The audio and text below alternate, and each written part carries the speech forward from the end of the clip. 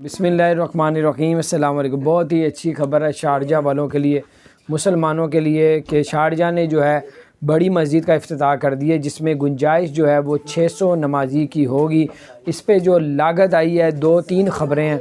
लागत 2 मिलियन दिरहम इसके ऊपर लागत आई है। 600 बंदे इस पे जमात के साथ नमाज अदा कर सकेंगे।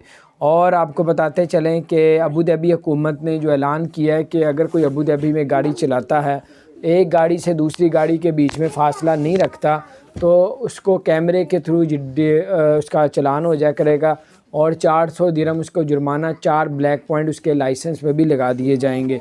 अब दुबई हुकूमत ने और यूएई हुकूमत ने ऐलान किया है कि एक ऐसी ऐप लॉन्च करने जा रहे हैं। उस ऐप को अपने मोबाइल में करेंगे तो 10 सेकंड में आपके दिल की 45 बीमारियां शो कर देगा, अगर हुई तो, अल्लाह ना करे।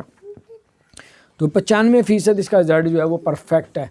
तो बहरहाल ये कुछ अपडेट थी, मैंने कहा आपका खैर को अपना ख्याल रखें।